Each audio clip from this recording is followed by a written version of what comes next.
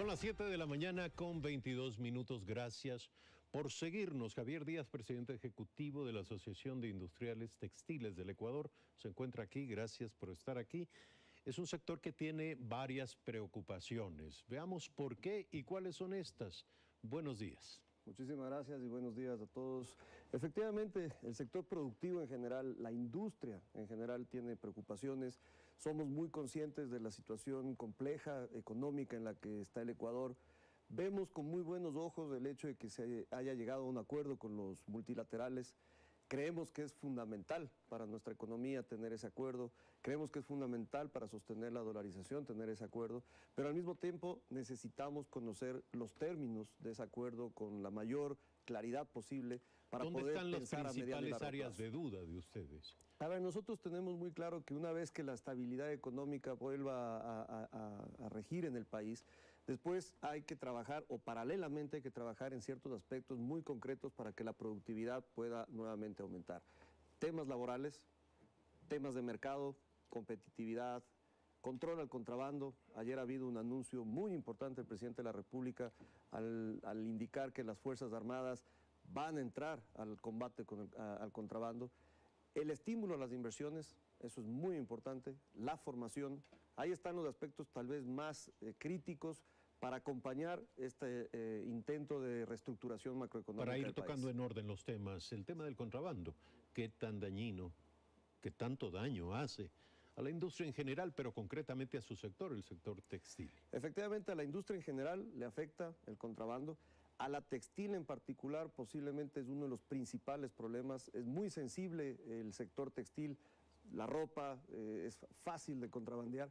¿Cuánto ha penetrado la ropa de Estamos hablando que en contrabando abierto, es decir, ese que entra por los distintos puntos de frontera o incluso por las costas, se está hablando que más o menos puede haber entre 150 millones de dólares hasta 200 millones de dólares de mercancía que entra por esa vía y que luego se distribuye a nivel nacional. Bueno, pero si no se detiene el ingreso por vías, obviamente que son vías clandestinas, la pregunta es ¿a dónde va a parar todo esto? Todo esto va a parar a los puestos de venta. Todo eso va a los puestos de venta callejeros en su mayoría. ¿Y ustedes piden un control a ese nivel? Puestos de venta informales donde efectivamente hay que hacer controles, pero también hay que empezar a hacer trabajos de inteligencia para desarticular las grandes redes que hay detrás de esto, porque a veces la última parte el último eslabón de la cadena es ese punto de venta informal.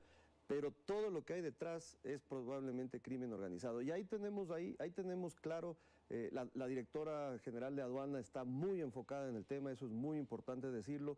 Ahora el anuncio del presidente que mencionaba, las autoridades de finanzas lo tienen claro, porque aquí atrás de esto, además hay que decir una cosa, atrás de esto hay recaudaciones tributarias, que es algo que necesita el país, se nos está escapando muchos recursos al fisco. Aparte está el contrabando técnico también, el contrabando técnico es aquel que sí pasa por aduana, pero que defrauda al fisco. A ver, ¿cuál es ese? Ahí concretamente hay dos prácticas muy comunes. La una es subvaloración, y ahí se está trabajando fuertemente con el gobierno. Subvaloración, es decir, declaro menos de lo que realmente vale para pagar menos impuestos. Y la otra es falsear en la declaración el origen y la subpartida arancelaria. Con esas dos prácticas también se evaden impuestos. Entonces, es toda una maraña Todo de implica, acciones. Obviamente, defraudación, pero a veces para cometer ese delito hacen falta dos partes, también autoridades corruptas.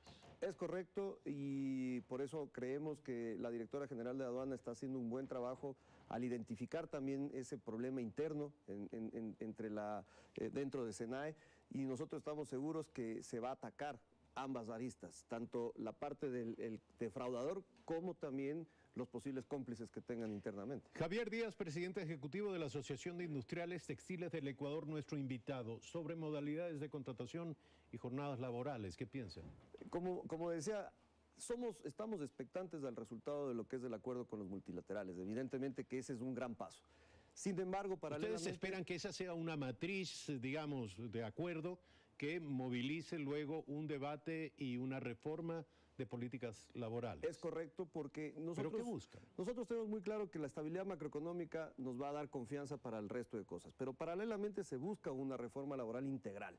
una reforma que tiene que responder a un gran pacto social. No puede ser una reforma del gobierno o de los empresarios o de los trabajadores.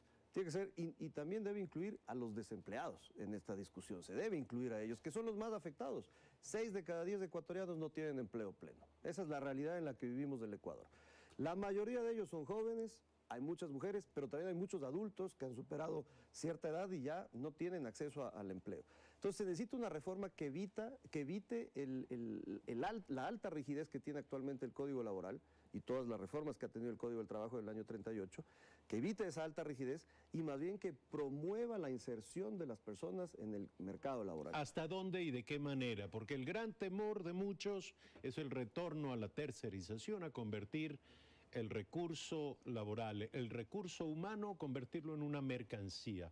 La pregunta es, ¿qué necesita específicamente la industria que puede ofrecer en términos de empleo, que en este momento no puede concretar y no puede en efecto convertirse en oferta de empleo por la rigidez de la ley? No podemos llegar a un esquema que permita abusos, pero tampoco podemos mantener un esquema que dé protecciones excesivas. Tenemos que llegar a un esquema que nos permita tener dinamismo en la contratación por temporada, por ejemplo. Cuando tenemos temporadas picos de exportaciones, temporadas especiales en el caso textil, Día de la Madre, Día del Padre, Navidad, que son las temporadas pico. Cuando tienes un proyecto especial, un proyecto que no estaba en tu esquema ordinario y necesitas gente, porque el sector textil es altamente empleador. Estamos hablando que es la primera industria manufacturera del país en generación de empleo. Entonces necesitamos opciones para contratar por hora, opciones para contratar por proyecto. También tenemos que hacer reformas. Pero entendemos que el exministro Ledesma ya había trabajado con los sectores productivos en esta materia. ¿No es suficiente lo que se acordó? No es suficiente porque luego la interpretación de los acuerdos en el momento de ponerlos en práctica no son correctos. ¿Por qué no hay reglamentación? Porque no hay una reglamentación clara, efectivamente, ahí está el problema. Pero después hay otros asuntos. Estamos hablando también del esquema de despido. Estamos hablando del esquema de desahucios, estamos hablando de la jubilación patronal. La jubilación patronal en el Ecuador somos el único país que tiene doble jubilación patronal. La una que es la que se aporta al IES y la otra que es la que se le carga al empleador una vez que el trabajador termina su vínculo a los 25 años de labores.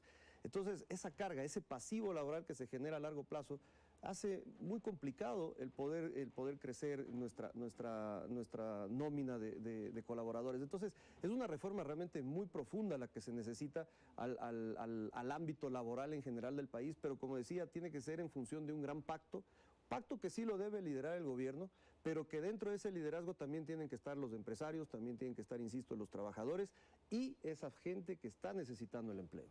Gracias, Javier Díaz, presidente ejecutivo de la Asociación de Industriales Textiles de Ecuador. Por supuesto, no tenemos tiempo para abordar en toda su complejidad estas preocupaciones, pero algo de ello ha quedado claro en este diálogo. Buenos días. Muchas gracias. Gracias por estar aquí. Y Norman Ray, presidente del Consejo de Gobierno de Galápagos, nuestro próximo invitado, luego de un corte, entiendo, señor director. Ya regresamos con Norman Ray.